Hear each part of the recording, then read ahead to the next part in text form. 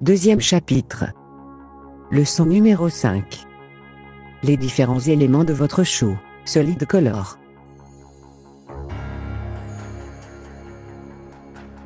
Dans cette leçon, nous allons voir comment ajouter un layer de type Solid Color et ses paramètres de base. Mais tout d'abord, pourquoi utiliser un layer Solid Color plutôt qu'un layer de type image de couleur uniforme?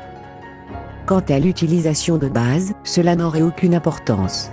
L'effet serait le même, que vous utilisiez l'un ou l'autre. L'utilité d'un Solid Color se fait ressentir dans l'utilisation de la mémoire et la rapidité de rendu du programme, surtout si vous en utilisez un certain nombre. En effet, dans le cas d'un Solid Color, le programme ne doit pas d'abord regarder la couleur des pixels de l'image avant d'en commencer le traitement, il la connaît. Et donc, cela permet de gagner beaucoup d'espace mémoire, la taille mémoire de l'image, et le temps de calcul et de reconnaissance de la couleur de celle-ci. De plus, chaque format d'image a un encodage différent, et donc, si vous utilisez différents types de layer image, cela ralentit d'autant plus le programme, alors que pour la Solid Color, une seule et unique donnée est nécessaire à tout son traitement, puisque toute l'image est de la même couleur. Voyons maintenant comment insérer cet élément dans votre show.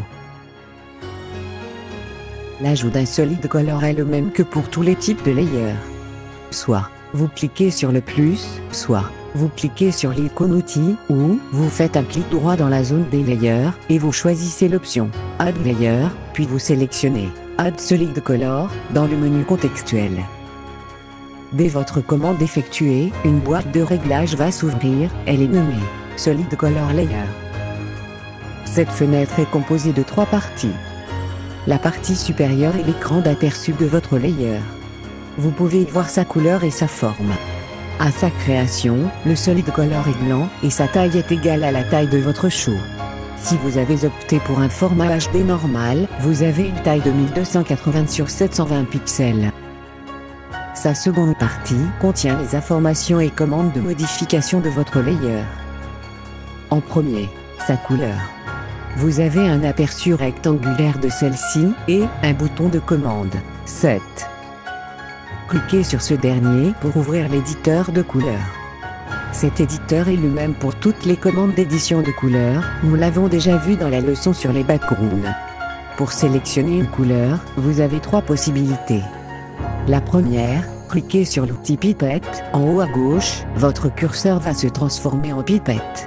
Placez-le sur la couleur désirée, quelle que soit la fenêtre, active ou non, ou l'emplacement sur votre écran. Puis, faites un clic. La couleur placée sous votre curseur sera alors directement attribuée à votre layer.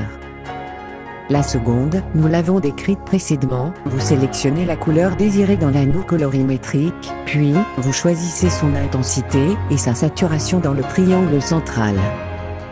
Enfin, la troisième possibilité, vous pouvez inscrire directement le code couleur dans les cases numériques, soit sous forme numérique, en choisissant l'option RVB, de 0 à 255 pour l'intensité de chaque couleur de base, c'est-à-dire le rouge, le vert et le bleu, ou, sous forme hexadécimale, en choisissant l'option X. Ceci peut s'avérer très pratique en cas d'utilisation de plusieurs layers de même couleur, il suffit d'y recopier les mêmes valeurs, alors qu'il est pratiquement impossible de recliquer exactement à la même place dans l'anneau et le triangle de sélection de couleurs. Dès le choix de votre couleur établie, cliquez sur Set Color pour l'appliquer à votre layer et fermez l'éditeur de couleurs.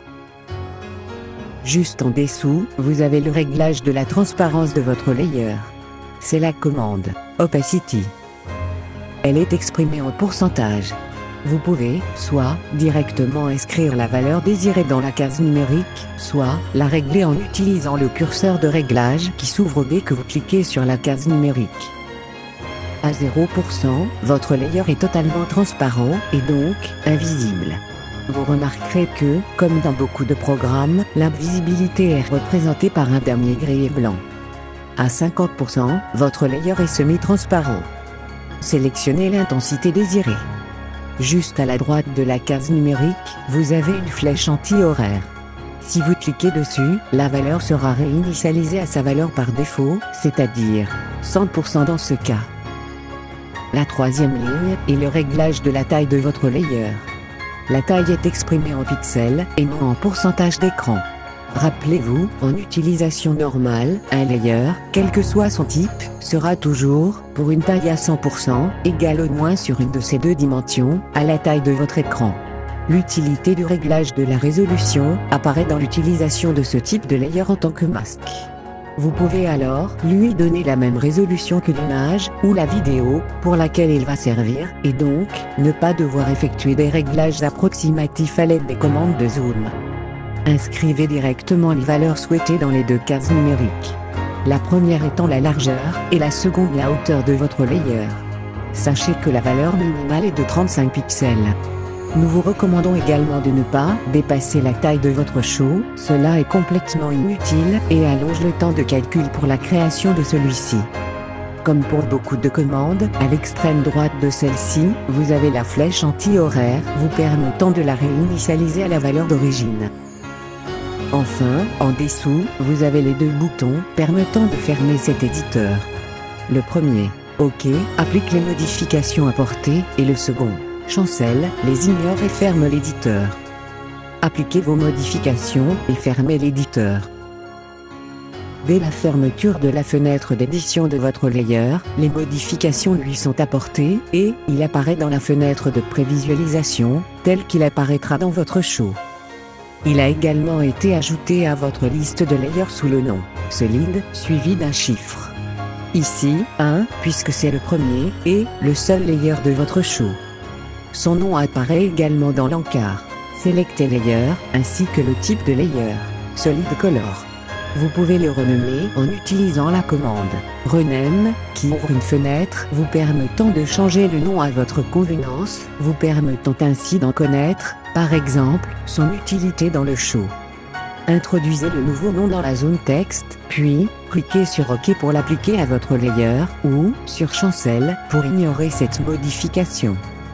Vous pouvez également effectuer ce changement en faisant un clic droit sur votre layer dans la zone des layers, puis en choisissant l'option Rename dans le menu contextuel. Sous l'aperçu de votre layer, vous avez les trois boutons de commande Browse, Editor et Info. Vous remarquerez que seul le bouton Editor est accessible.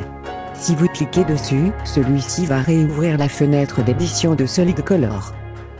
Les trois fenêtres, Layer Type, Layer Setup et Note, sont identiques et ont les mêmes utilités que pour un layer de type image. Une seule exception, dans l'encart Layer Type, vous remarquerez que les commandes Style, Template et Live Image sont inaccessibles et inopérantes. En effet, ce type de layer ne peut servir de base d'image pour un style, et est donc irremplaçable, et, également, ne peut être soumis à un choix d'image en temps réel, la commande Live Image.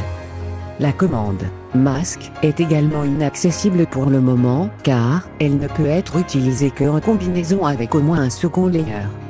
Nous y reviendrons en temps voulu. Nous verrons plus avant que nous pourrons modifier la forme, le contour, et bien d'autres paramètres grâce à l'onglet Ajustements. Dans la leçon suivante, nous verrons le dernier type de layer, les dégradés ou gradients. Merci de votre attention.